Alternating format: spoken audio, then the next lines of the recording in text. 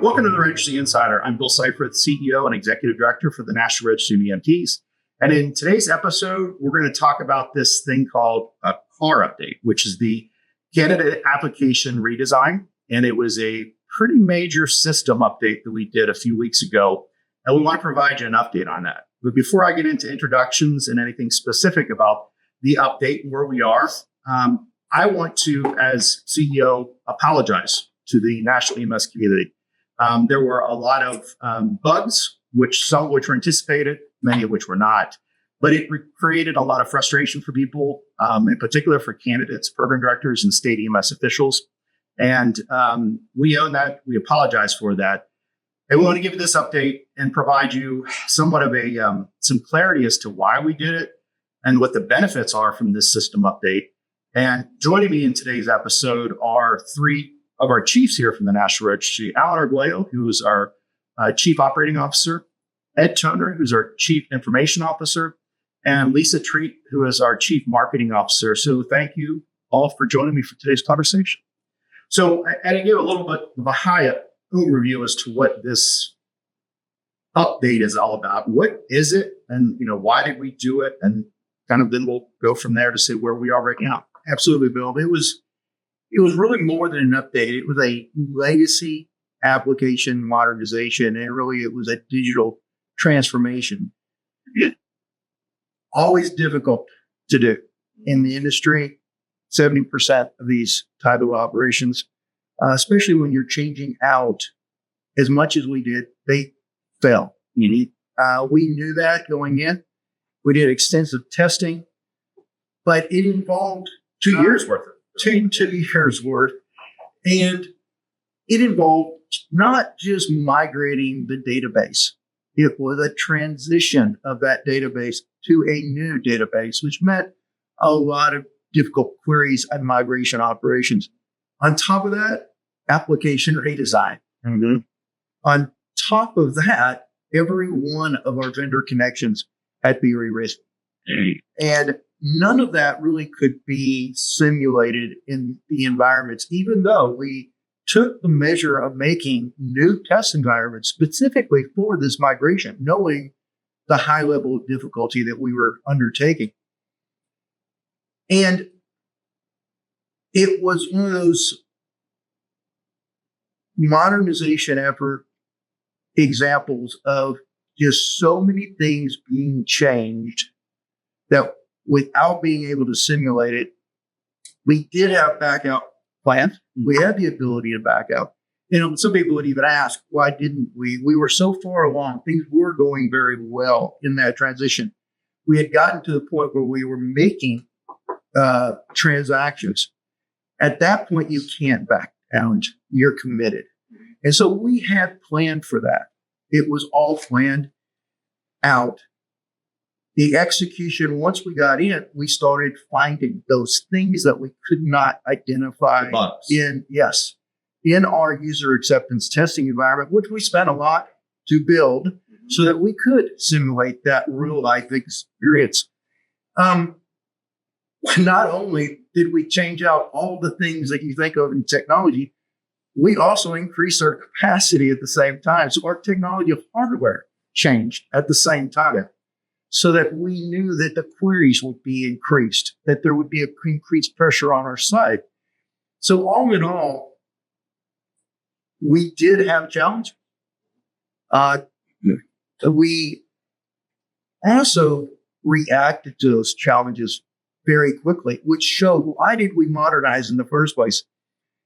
And that goes back to the fact that we were really doing two things at once. We were really spending a lot of time, 2 years, as you said, Bill, building the new application. At the same time, we were supporting the old application. So my team was really over-resourced as far as we had to move forward. And without moving forward, so why did we do this? Why did we go from one application to a brand new everything? It's just like when you get your new app and it doesn't sync up with your Windows 95 operating system. That's what we're running into. In fact, we have an application right now that's waiting on us that we could not have installed without upgrading. our identity access management tool, which we want to help enhance the customer experience. It was not compatible with the old code. So we're rewriting that. And so why did we take this effort on? It's so that we could innovate in the future, so that we could add those things like identity access management tools, do marketing cloud, things like that. Better service our community. Absolutely. Did we go in without knowing that we were going to have a big challenge of getting these things fixed and getting them fixed quickly? Yes. The one thing that was proven, it took us half as long to fix a bug in our new system as it did our old legacy system. So we're already seeing that the future is brighter for us. Absolutely. So we got out of technical debt. We are improving our systems, improving the service capabilities to the candidates, to the certificates, to the state officials, to program directors. It's quite along the way in this implementation, Alan. We got some bugs. What have been the impacts that program directors, state officials, and others have experienced? Yeah, I think it's important that we, and I'm glad that we provided the context necessary for our stakeholders to understand like the gravity and the scale and the scope of what we've accomplished here. But my hope is that our stakeholders, whether you're a candidate, an educator, training officer, or state EMS official listening or watching this, understand that not only do we hear you, we apologize for the effects that these have had on you as the stakeholders. Of course, we don't want these issues for you. As an organization right now, we're taking significant steps, not only to identify all the issues as they've been surfaced to us, but also to prioritize them in the way that are going to bring back that value to you as the stakeholder. So understand that right now, pretty much all of our effort as an organization, they're all being put into resolving these issues, and we're resolving them very quickly, all things considered. And there's been some triaging, obviously, that the biggest issues get addressed first, and the biggest issues get the most resources from the IT team in terms of developers and the rest of your staff. Absolutely. The deployment plan included the triage. We had a very extensive plan going in. As I mentioned earlier, the rollback plan. So we knew if things were not going well, we could roll back very quickly. Initially, things did look well as they were going very well. And part of that was the triage system that we built specifically to hit those high value targets quickly. And as of right now, some of the connections with states and state issues, the biggest whole state issues, I believe, have been resolved. That's correct. There's, I want to, along those lines, as we talk about resolving these big issues, because as of course, it generated a little bit of scuttlebutt on social media. Just a tad. And so I do want to make it very clear that there was no data loss on our side at any point. Everyone's data is completely secure. The memes on the internet were a nice touch. However, everyone's data is completely secure, but when you migrate, there's no breaches, no data breaches on our side whatsoever. However, when you refactor a database and you transpose data, occasionally some wires get crossed, and we're addressing that now. Oh, and I'd be remiss if I didn't mention, the support that all of our teams organizationally have really put into this response. And for any of them watching this podcast, they should know how much, as an organization, we appreciate everything that they've put into. Because obviously, when you have hiccups like this, it does create a burden, on the team members too, and their resilience, their fast response, and professionalism to these issues. Honestly, it's a part of what makes the National Registry a great place. So, Kelsey. So, Lisa, share with us a little bit. Obviously, Alan alluded to it, and I sarcastically responded, yes, we did have quite a hit on social media. We were, one thing we were able to do is we were able to message and get the word out there. How are we right now in terms of messaging, and how's the status from social media perspective? Yeah, 100%. So we, as a communications team, we had to really look at this. We worked hand in hand with the project team. So we knew what we knew. We didn't know what we didn't, as Ed had alluded to, the bugs that we didn't know about. We had to make a decision as a communications team. Do we go out there with speculative information and cause more confusion for people who are alarmed? It doesn't need to be. No. So what we did was we stepped back and we analyzed. We do know that bugs are going to happen. But the best way for us to deal with those is to hit them head on and continuously update in real time as we are discovering these bugs and communicating it to our stakeholders. And so that's what we tried to do. When we learned of a bug and we knew about it, we kept the website updated daily on what was being fixed, what we were working on. I'm hoping that people would recognize that. In the beginning, I think that there was maybe some misunderstanding about what this was and that we didn't communicate it. And we did. We actually did on several different opportunities. At national conventions, we had talked about it. During our state officials meetings, we had talked about it. Through emails to state officials, we had sent it out. And it may have been, and we will take full responsibility for the fact that we didn't explain how grand of a project this was.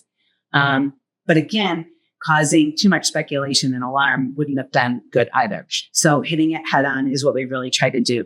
I am going to applaud the communications team on the way that they've reacted. In particular, our social media expert has really been behind the scenes on top of answering people's questions. And it's been great.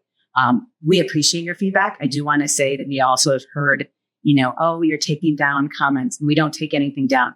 Do we hide comments? We do hide comments. Only those that are not bringing something great to the table. That have false information. Correct. There's a lot of false information. Yes. As well as completely inappropriate language that is not going to be published. Right. Things that are not constructive, we're going to take down. I mean, if you're bringing something, and a lot of the times we learned about bugs because of your comments. So we appreciate that. We appreciate the constructive comments or reaching out to us. But as a communication team, as you can all see, we had way too many things to deal with than the crazy comments that came in. We did our best to communicate with you. Have we learned some things? A little bit. Do I think that we would have done anything different? I can't say that we would have because we still didn't know. So we went at this with what we knew we could. And we are literally trying to answer each one of the questions that come in, each one of the issues that someone draws. And we want to help you. Believe me, we want to get you taken care of. So where can people go to find out more about the update for the Always, our website is on the front page of our website. We update that daily on the bugs that are being fixed. You can always go there for the most up-to-date information. We do continue to keep what we have fixed on there as well, so that if there's a bug that wasn't recently fixed, you're experiencing it, you can see if it's in there, if it's been addressed or not. If not, feel free, again, to reach out through social media, through our support email address, and we will get to it. Is it taking longer? I will say, yes, it is. We have a customer experience team who is working nonstop to try and get answers for everybody. And our phone systems are bogged down, our system. And again, that is part of that communication. If there would have been more alarm in the beginning, it wouldn't just cause more people going into our system and bogging it down as well. So that's that fine balance that we had to choose. But keep letting us know and use all of the tools that you have. If we don't get back to you right away, know that it doesn't mean we're ignoring you. We are working out. So we talked about this being a digital transformation and really getting rid of a lot of legacy systems, our technical debt. What's the benefit to the candidate, to the state officials, the program directors?